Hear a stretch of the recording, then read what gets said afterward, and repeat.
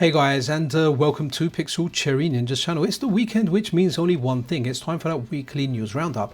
As always, we will begin with FPGA gaming news, the MiSTer, the Analogue Pocket, and well, any other FPGA gaming news out there. After that, we will move over to some random and retro gaming news. Timestamps have been made available, so use those to navigate your way around the video. If you're not subscribed to the channel, then a subscription and a like is super duper appreciated. And if you really love my work and you wish to support me further, I do have a Patreon set up. Now, let's not forget about the channel sponsor, Zapper-Dapperoo. Okay, I keep saying Zapper-Dapperoo. It's a Zapperoo, an awesome NFC project that does a lot more than just NFC. And finally, guys, don't forget to check out London's best arcade, Free Play City. Anyway, let's see what happened in the world of FPGA and retro gaming.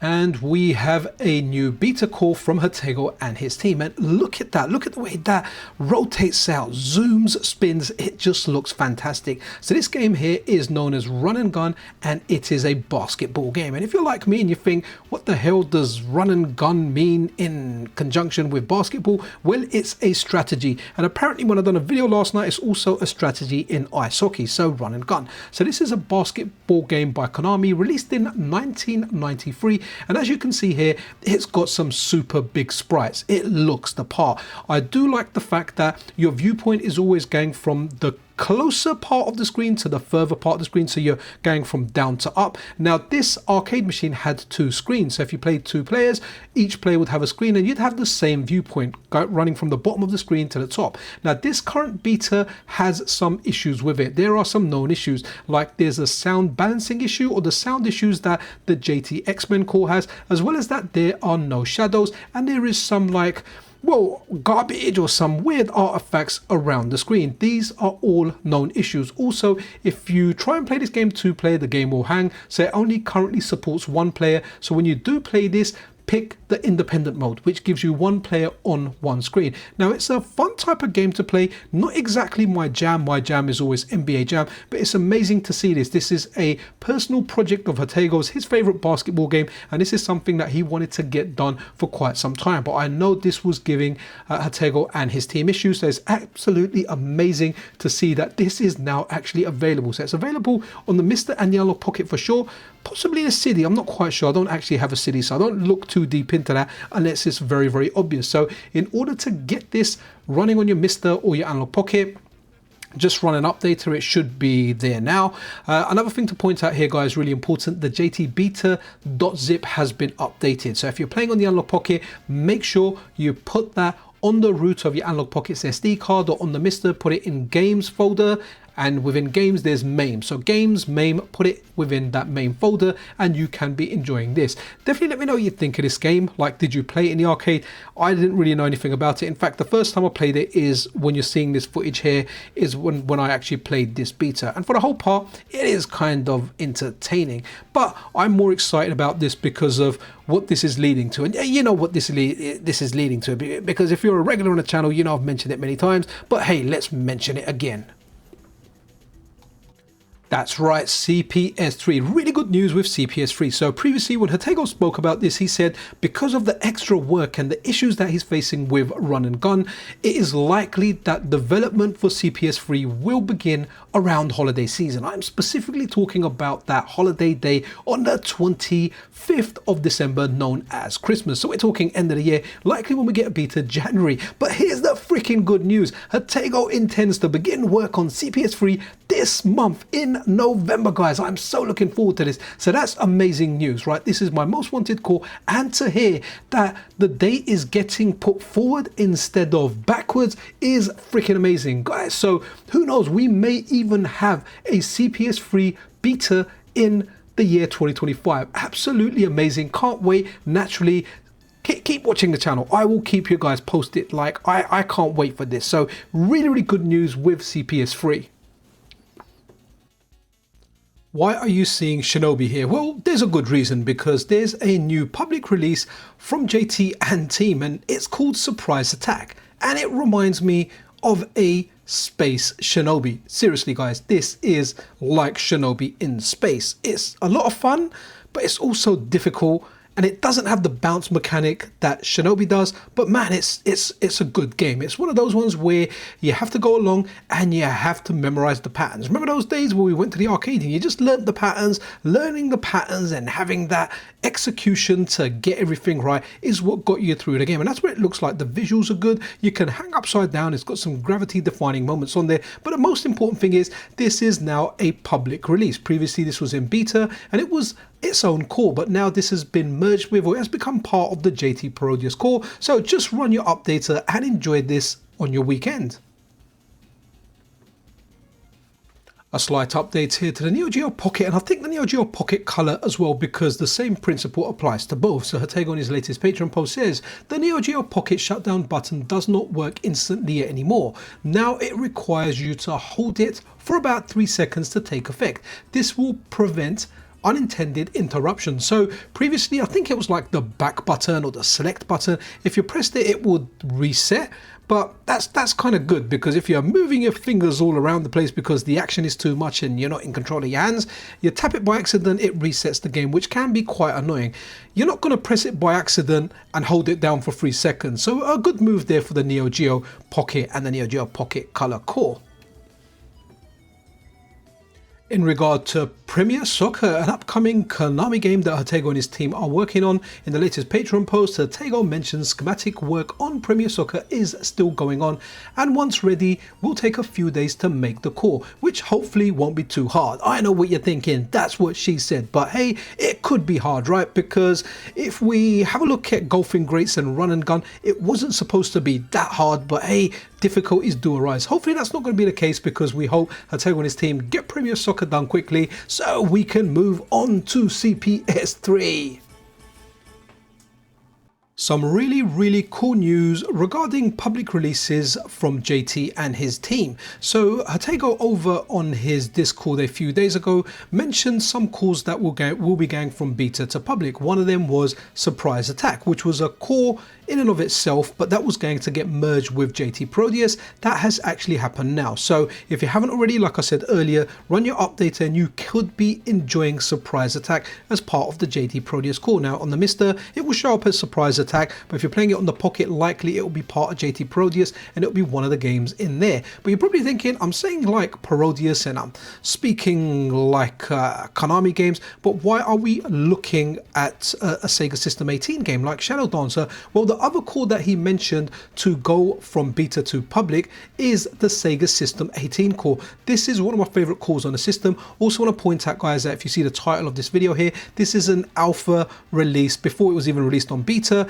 I just wanted to run a video of it where you can see it. So naturally the beta will have additional fixes from the alpha and the public one will have more fixes from the beta. But Shadow Dancer, one of my favorite arcade games of all time, is on this core. This is one that I was waiting for when I got my MiSTer, when I got my Analog Pocket. You know, where you have hope for a game, this was one of them. There's a list of games that I have, but this was definitely high up there. Not just this, but also Alien Storm and Moonwalker. This is a great system with some great games on there. Also, before we have a look at the other games on this system, right, this bonus stage here, how good are you at doing this? Because in Shinobi I had like at least a 50% success rate. On this one here, we're talking like a 5% success rate. Very difficult. I've hardly ever done it, and yeah, I'm used to seeing you failed.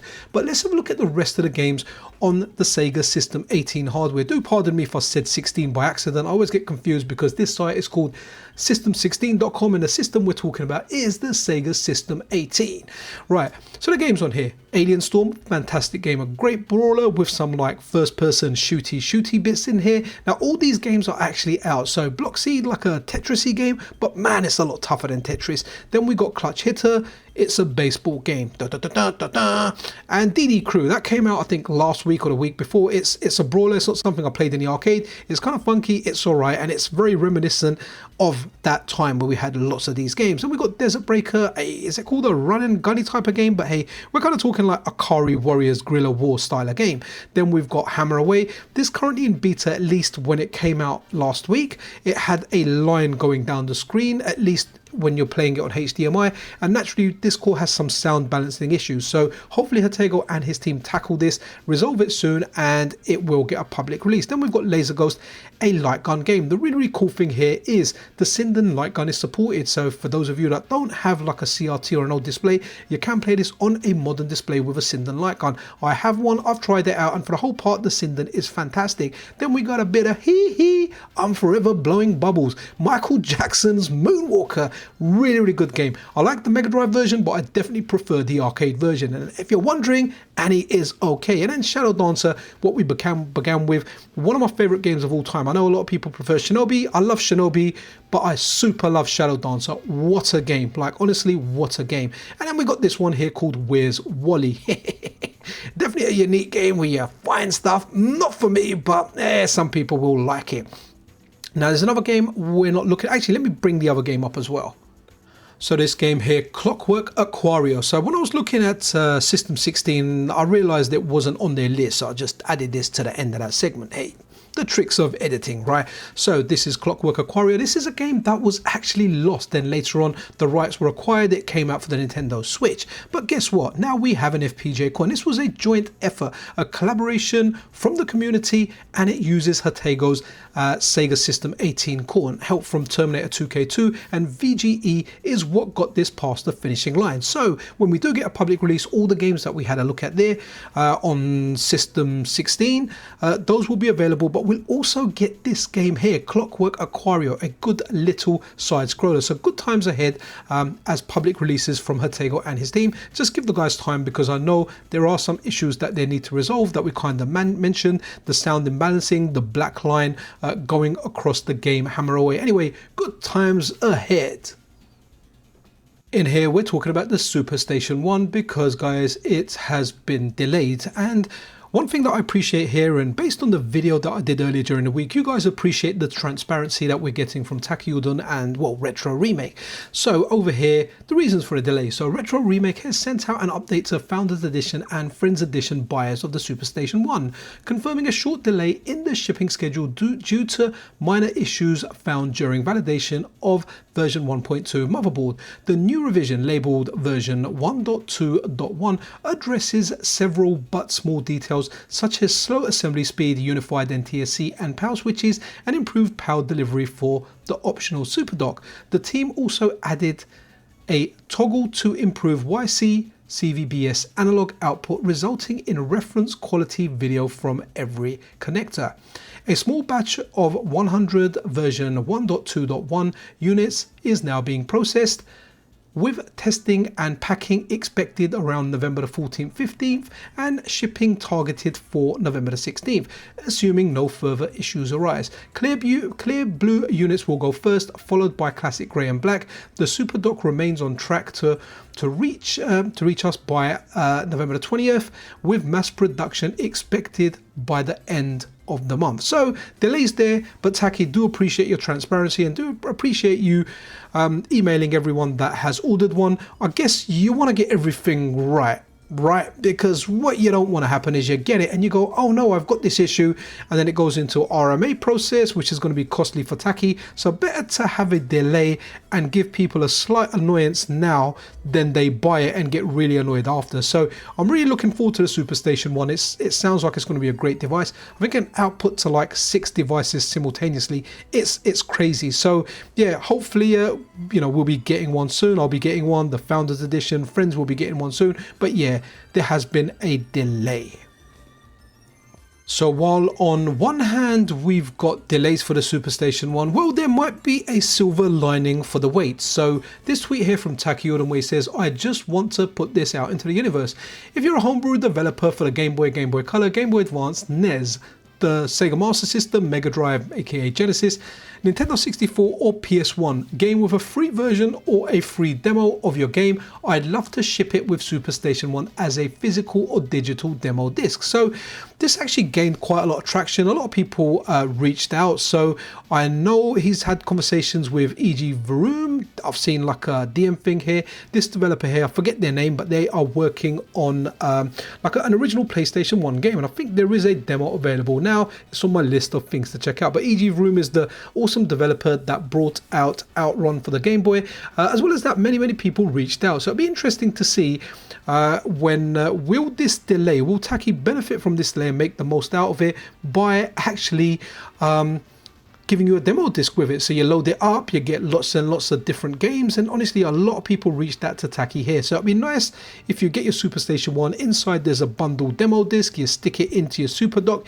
and just like when you bought your original PlayStation and you got a little taster of games, you get a little taster of homebrew. So some really cool stuff there. Let's see what happens. Let's see what happens with this demo disc. Oh, and if you are a homebrew developer and you want to get your stuff on the SuperStation1 demo disc, then hey, why not reach out to Taki?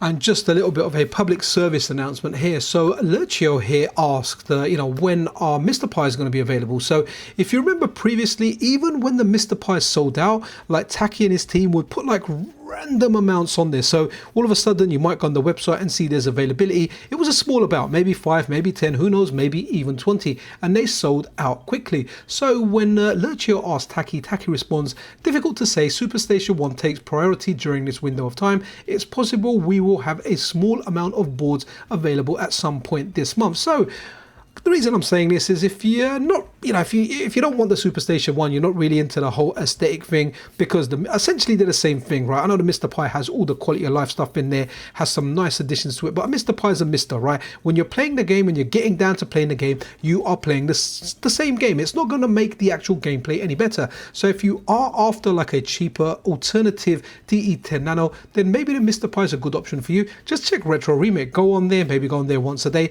and all of a sudden you might be fortunate enough, you might find it on there and you might be able to get one rather quickly. Anyway, just wanted to put that out there because I have a MiSTer Pi and it is a banger.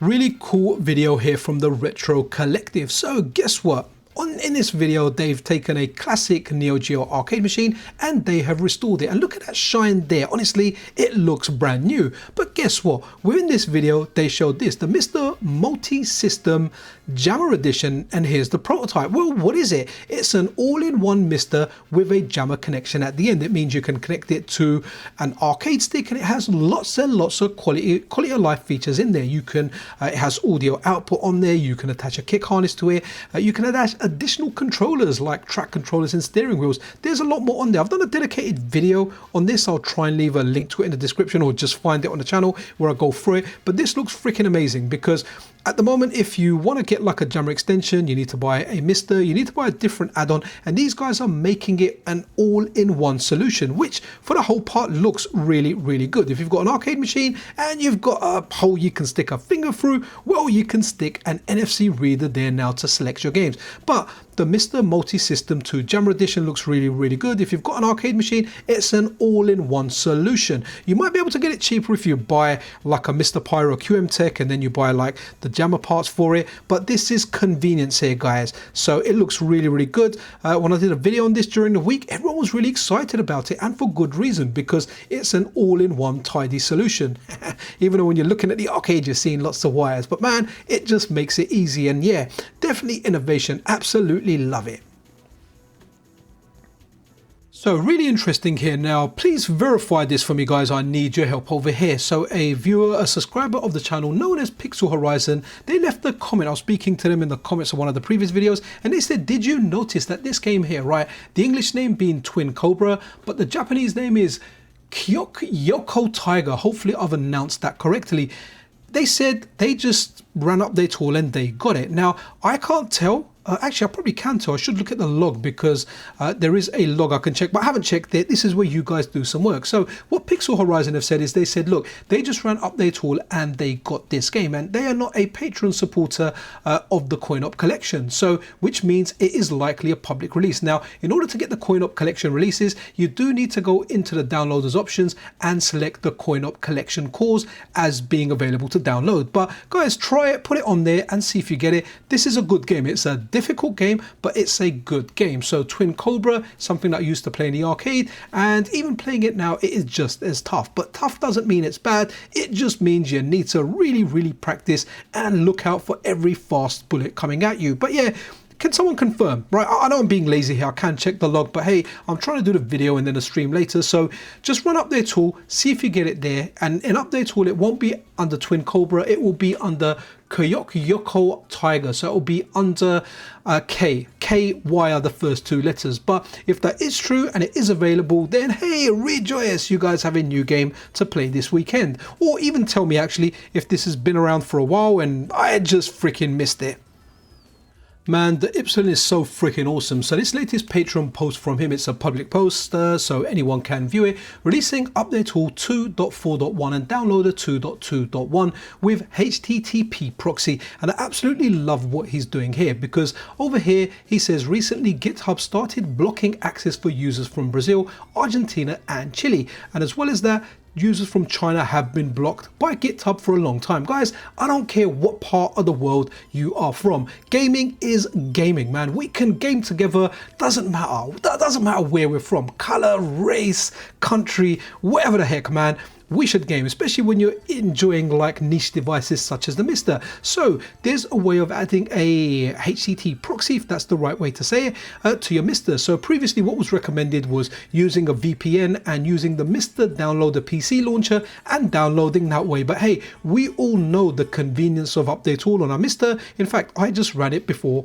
I started this video. I run it at least once a week, every Saturday usually, before I sit to do the weekly news video. So there is a way to add like a HTTP proxy to your MiSTer via the INI, and this post tells you exactly how to do it. Now that will be a paid service. There are free ones, but they're not recommended like the Epsilon says here. But do check out this post and consider supporting him on Patreon, because this guy is out there to make all our lives easy. But absolutely amazing, and hopefully you guys from countries where GitHub is blocking you have got a way that you can actually well, just get Update Tool running on your MiSTer. The choice is completely yours. VPN on PC, HTTP proxy on your actual MiSTer. Just love what Jose BG, the Epsilon, is just always doing. Always getting updates, always going faster. Anyway, love it.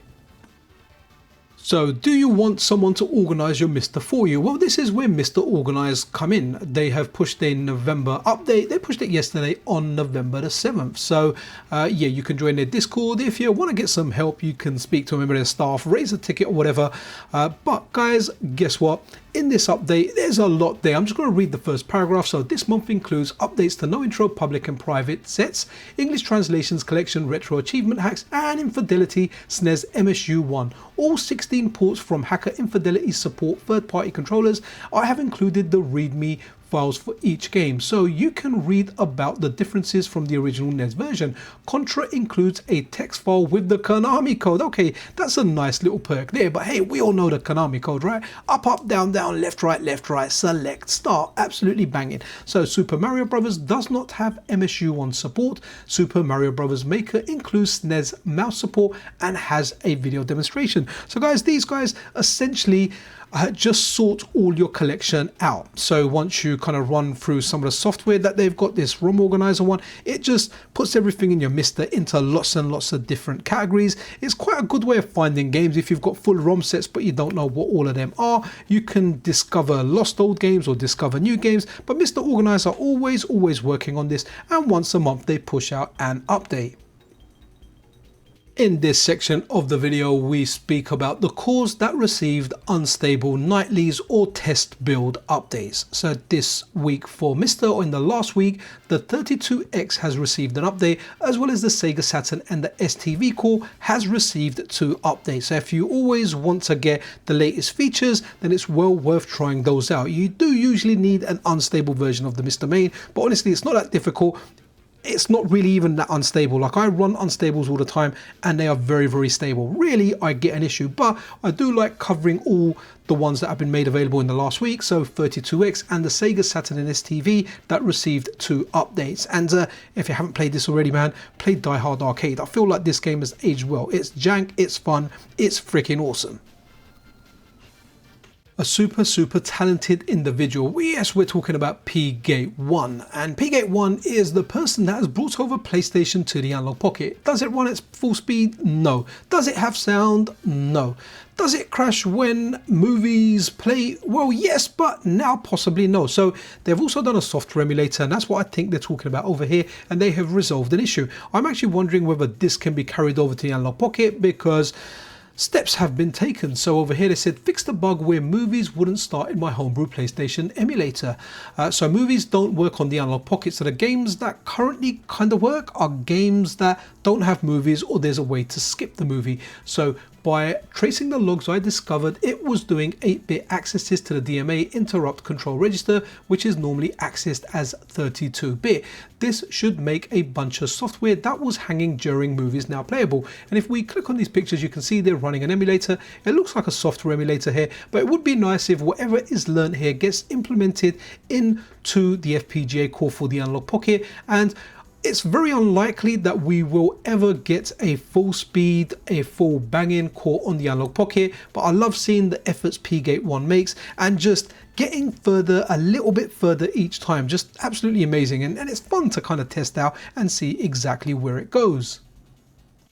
So NSF files are now playable on the Analog Pocket core. So one thing I didn't know when I did this video and when I did this article, people pointed it out. So there are two cores, or two major cores, two main cores for the NES that are available for the Analog Pocket. We've got the spiritualized one, and then we've got the one from Adam Gastineau, AG23, that is a port of the MiSTer FPGA core. So what's happened is Terminator 2K2 has been tweaking that core. Previously, Terminator 2K2, he got the additional MiSTer mappers working. He kind of put two versions of the core on the Analog Pocket, and what happens is, depending on the game you play, the mappers that are required, the correct version of the core is selected. Well, in the case of this now there are 3 versions of the core. So 2 of them are for the mappers. 1 of them actually loads up NSF games. So like I said, I wasn't aware that this was an option that was available on the spiritualized core, but apparently it was. I should go and test that sometime, because I do have the NSF files on there. But what's really cool now is you can run these NSF files on your Analog Pocket, and you could actually go out and DJ in a nightclub if you wanted to. Take your Analog Pocket with your devices and just play these files absolutely banging. Now, if you want to get the latest version of this core, it is available on Metal Game Solid. I'll leave a link to it. There's no registration or anything required. Just go here, grab the required files from here. I previously did make it so you need a login, but a big thank you to Dave Wongillis, who kind of pointed out that it should just be available and signing up should be an option. And good advice there. I always take good advice when it's given to me. But yes, if you do want to get this latest version of the core, it's not available via the updaters. Hopefully it will get merged, or it will get implemented at some point. But in order to get it working now, you just need to add a bunch of files within your AG23 NES core folder, and bada bing bada bow, you will have a core. Well, essentially there are 3 different cores in one, and depending on what you pick, a specific game or the NSF files, it will just load up the correct core accordingly. You wouldn't even notice anything out there. It just does it so freaking well. And I know you've seen those pictures there, but yeah, we were jamming with Castlevania there, man. The soundtrack. A cool thing since doing this YouTube channel and doing like the Metal Game Solid website is we get offered a lot of keys for whether it's Steam, Switch, PlayStation, Xbox, and honestly most of the times I always reply back and I say, look, thank you very much, but I refuse like 95% of them. Every so often I do take a key. So when I was offered the key for this, I looked at this and I was like, okay, this actually reminds me of the Amiga era of games, or the Amiga era of racing games, but it has some like customization and some other things in there. So I was interested in this. So I said, look guys, send it across to me. I'll try and I'll get it on the weekly news video, which is what you guys are seeing here now, because the team have released some new DLC, and that's what they wanted to give a plug. So that's the DLC over here. I think you can buy it now. It's 10% off for £3.5 if you have the base game already. If not, you can buy the base game. Now I've installed it on my Steam account, but I haven't had a chance to play it yet. I may do a live stream later, but I like the fact that it just reminds me of the Amiga era of games. If you've played this, let me know what you think. Are you excited about the DLC or not? But it kind of reminds me of like the Lotus Turbo games, or like even like the Test Drive games. Like, good stuff here. Hopefully I can play this at some point over the weekend, but hey, it's out and there's DLC available for it now. Oh wow, well, guess what, guys? You remember Cadillac and Dinosaurs, and there was never exactly like a home version of it. And it was like, hey, we got Final Fight, we got our games, we got home versions, and it would have been nice, right? Whenever I saw that game, I kind of felt like it deserved to be on the SNES. But I think there was like licensing issues, so after the arcade game they couldn't really get it anywhere, because from what I recall it is a comic book, not a comic that I've read beyond like looking at some gaming stuff and seeing like a random comic book thing, but it looks like it's being worked on for the Super Nintendo, and this is what we're seeing over here. So this will be really interesting if it gets released. A shout out to this site here, Renpu. I was going to say Renpopo, it's Renpu. This is originally where I saw this, and they kind of put a X post about it, but very interesting. Let's see if this becomes something. I'm super excited about it because I've been playing Final Fight on the Mega Drive recently, and that is absolutely banging. So to get Cadillac and Dinosaurs, wow, it'd be amazing to see what it becomes. But yeah, Cadillac and Dinosaurs Super Nintendo. I know I mentioned it in the last segment when we were looking at Cadillac and Dinosaurs, but guys, this game is banging. I absolutely 100% positively love it, right? So this is Final Fight from Morozavia, also known as MX Retro Dev, and they have done a cracking job of this, man. Now, okay, it doesn't, like, so the arcade still has the best visuals. We've got different ways of playing this, right? But on the Mega Drive one, you've got like the Mega Mode, you've got O.M.A.Hei as a playable character. Let me skip the video a bit, and maybe we can see a little bit of O.M.A.Hei play here. There you go. So look, you've got O.M.A.Hei as a playable character. This game is just banging. You've got time attack, survival mode in there. It is just so good. It is very near completion. Now, in order to get access to this, you can support MX Retro Dev over on Patreon. That will get you access to this kind of work in progress beta build, but they do intend to release it to the public before the end of the year. So given the fact that we're, you know, first week over in November, so yeah, if you're not gonna support the Patreon and you're waiting for the public release by the end of the year, but I do encourage people to support developers on Patreon, especially if you like any project out there. But yeah, this is absolutely banging, just absolutely love it. And a whole bunch of pictures here, a little bit of trivia here. The bonus stage of the car being smashed was in Final Fight before it was in Street Fighter. That's one of either the time attack or the survival stage. Just looks absolutely beautiful on that bridge. Just absolutely love this game. Oh, by the way, it's also got achievements, guys. So you play it, you unlock achievements. Look, I've done a little run there and I've unlocked 5 of the achievements, but there's a whole number of achievements there. Just really, guys, such a banging game, man. And O.M.A.Hei's a really good character. That boss there is cheap, man. He always used to shoot me when I used to play it in the arcade or the SNES. And then you've got Sodom there. I think he was in there obviously before he was any of the Street Fighter games. But yeah, MX Retro Dev has just done an amazing job getting this to run on a Mega Drive. I really can't believe it's the Mega Drive, and the Mega Drive gets mega love. In case anyone's confused, the Genesis, right? But it is really called the Mega Drive. Absolutely banging, guys. This is well worth playing, man. Well worth joining his Patreon to get access to this now. It really is a banger. Well, this is really cool. I think I missed this last week, so let's put this in here. So Splatterhouse, I played like this side-scrolling Splatterhousey game. That was really interesting. Even played like a Evil Dead hack of it. But unreleased Famicom horror RPG Splatter World finally found. So this is really good, really good. An article here from Anime Otaku. So after more than 3 decades, Splatter World, a lost Famicom horror RPG based on Namco's Splatterhouse series, has finally surfaced online. The game appeared anonymously on 4chan's retro gaming board around Halloween and was quickly confirmed to be fully playable in emulators such as FCEUX. Hopefully it'll be playable on like the MiSTer at some point, and when I do a NES stream we can give this a little bit of a whirl, and hopefully it will get a translation. So originally thought to be a cancelled spin-off of Splatterhouse when Paku Graffiti, that's the game, that's a side-scroller, that's a good game. Well, mixes of horror themes and top-down RPG gameplay, its existence had been rumoured in old Japanese listings, but no footage or ROM has ever been seen until now. And there you go, let's have a look at some screenshots on there. Absolutely banging. It kind of looks really cool. I always like these bird's eye type of games, like Zelda A Link to the Past is one of my favorite games. In fact, I'd even say, I know there's 3D Zeldas, but man, those bird's eye view 2D ones are my favorite. So something like Splatterhouse with this, I really do hope someone translates it. I bet someone will. It always happens, and especially something like this that was lost and found, there's going to be people itching to translate this, and I think it will be a fun game to play. So guys, that wraps it up for this week. I certainly hope you enjoyed this video. If you did, then a subscription and a like is super duper appreciated. I will see you guys around. Also, if you've got any feedback, any kind of whatever, just leave it in the comments section below. Anyway guys, be awesome to one another. This is Pixel Cherry Ninja